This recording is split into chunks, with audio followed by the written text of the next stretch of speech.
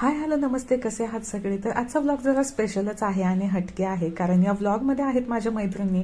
आणि व्लॉगच्या सुरुवातीलाच मी सांगते की हा व्लॉग तुम्हाला मोबाईल आडवा करून बघावा लागेल, कारण हा व्लॉग शूट केलाय माझ्या मैत्रिणींनी. त्यामुळे हा व्लॉग तुम्हाला आडवा मोबाईल करून बघावा लागेल. तर झालं असं की मी काही दिवस झालं क्लासला जात नाहीये, सो आमचे नेहमीच मैत्रिणींचे प्लॅन होत असतात बाहेर खायला जाण्याचे, नाश्त्याला जाण्याचे. आमची डबा पार्टी होत राहते आणि मी क्लासला नसतानाही या गोष्टी झालेल्या आहेत आणि मला सतत बोलवलं जात होतं, पण मी गेले नव्हते काही कारणास्तव.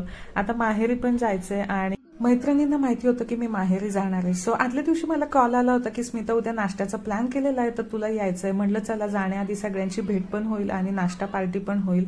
आता मला माहिती नव्हतं की माझ्यासाठी स्पेशल असा घाट घातलेला आहे, तर या सगळ्यांनी मला सरप्राईजच दिलं.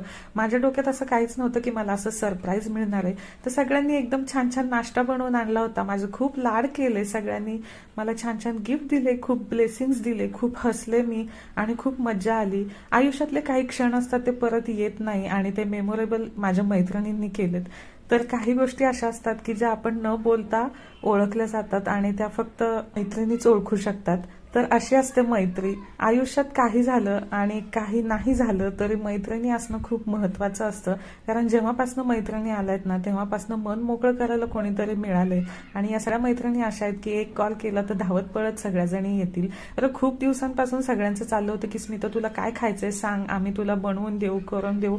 पण मी कधी व्यक्त झाले नाही, कारण मला माहिती आहे सगळ्या वर्किंग वुमन आहेत आणि सगळ्या बिझी असतात, कोणाला काय त्रास द्यायचा.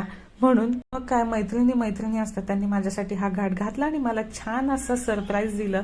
आजचा दिवस खूप छान गेला आणि माझ्यासाठी खूप मेमोरेबल असेल. Thank you so much all of you. Miss you.